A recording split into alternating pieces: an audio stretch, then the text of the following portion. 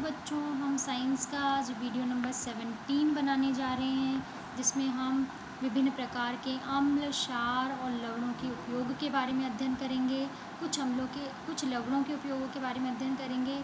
ठीक है, सबसे पहले बात करते हैं खनिज अम्ल। खनिज अम्ल वे होते हैं जो हम विभिन्न प्रकार के उद्योगों में काम लेते हैं, जैसे H2SO4 जो हमें इनऑर्गेनिक यानी अकार्बनिक पदार्थों से प्राप्त होते हैं, उन्हें हम खनिज अम्ल कहते हैं।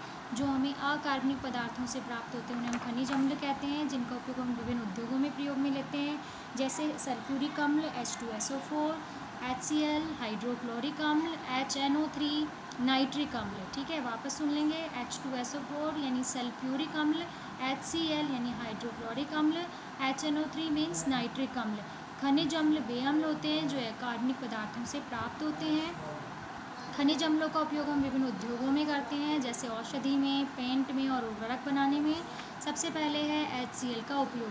HCl का उपयोग जो है बहुत सारे उद्योगों में करते हैं, जैसे बॉयलर को अंदर से साफ़ करने में, सिंक को, सैनिटरी, इन सबको साफ़ करने के लिए HCl का उपयोग किया जाता है।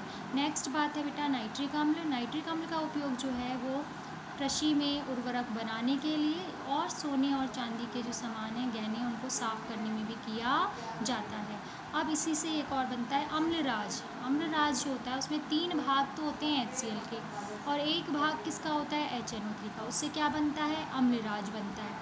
ये बहुत ही जो है तीव्र प्रकृति का होता है, विक्षालक प्रकृति का होता है, और इसमें सोने भी के धातु भी जो होते हैं वो घुल जाते हैं, और इसका प्रयोग जो है सोने की और चांदी के सामान को साफ़ करने में किया जाता है। ठीक है, नेक्स्ट है सल्फ्यूरिक एसिड। सल्फ्यूरिक एसिड जो है उसको हम अम्लों का राजा भी कहते हैं। ठीक है, अम्लराज अलग है, अम्लों का राजा अलग है, कंफ्यूज नहीं होना है। अम्लराज अलग है, ठीक है, एक्वारेजिया भी बोलते हैं उसको। अम्लराज को हम एक्वारेजिया भी कहते हैं, ध्यान रखेंगे साहब, कंफ्यूज नहीं होंगे।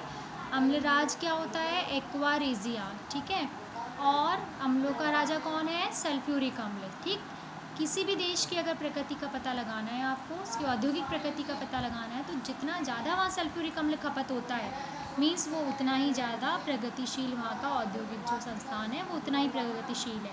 ठीक है, इसका उपयोग सेल में करते हैं, कार बैटरी में करते हैं, और बहुत सारे उद्योगों में काम में लिया जाता है। इसलिए हम इसे क्या कहते हैं? अम्लों का राजा भी कहते हैं। क्या कहते हैं? अम्लों का राजा। नेक्स्ट है कार्बनिक अम्ल। कार्बनिक अम्ल वे होते हैं जो हमें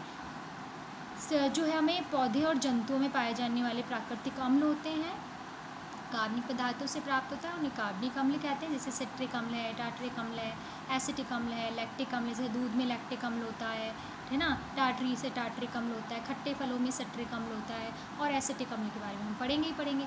एसिटिक अम्ल जो है उसका प्रयोग जो है वो सिरके के रूप में जो है खाद्य पदार्थों को संरक्षण में किया जाता है, या अचार वगैरह के अंदर अपन सिरका डाल देते हैं तो संरक्षित रहता है, काफ़ी लंबे समय तक ख़राब नहीं होता, तो संरक्षित रखने में इनका प्रयोग किया जाता है। और लकड़ी के फर्नीचरों को साफ़ करने में भी इनका प्रयोग किया जाता है। ठीक है, अब हमने कौन कौन से अम्लों के बारे में पढ़ लिया? HCl का उपयोग पढ़ लिया, H2SO4 का पढ़ लिया, HNO3 का पढ़ लिया। इसके अलावा हमने एक्वारेजिया के बारे में पढ़ा। एक्वारेजिया क्या है? H2SO4 को अम्लों का राजा भी कहते हैं। ठीक है, एसिटिक अम्ल जो कार्बनिक अम्ल है, तो हमने दोनों प्रकार के अम्ल पढ़ लिए, एक तो खनिज अम्ल और एक कार्बनिक अम्ल। ठीक है, नेक्स्ट बात करते हैं क्षारों का उपयोग।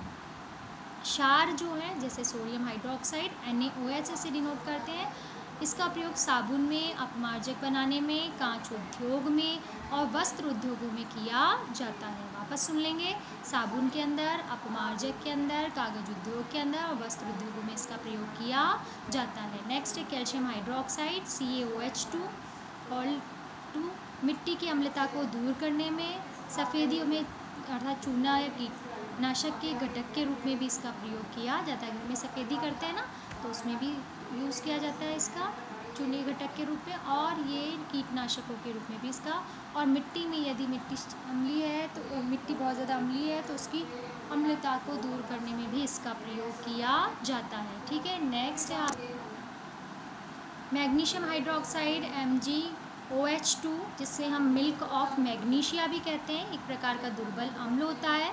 इसका प्रयोग एंटा एसिड के रूप में, पेट में यदि अम्लता ज़्यादा हो जाती है तो उसमें एज ए एंटासिड इसका प्रयोग किया जाता है, और इसके अलावा कब्ज दूर करने में भी इसका प्रयोग किया जाता है। तो ये सारे हमने क्षार के उपयोग पढ़ लिए, ठीक है, कैल्शियम हाइड्रोक्साइड का, मैग्नीशियम हाइड्रोक्साइड का, सोडियम हाइड्रोक्साइड का, ठीक है, ये सब हमने विभिन्न क्षारों के उपयोग पढ़ लिए। अब हम बात कर रहे हैं लवणों का। कुछ लवणों के उपयोग दे रखे हैं यहाँ पर, बाकी के बारे में हम डिटेल में अगले वीडियो के अंदर पढ़ेंगे। कुछ लवणों के उपयोग हम यहाँ पढ़ लेते हैं।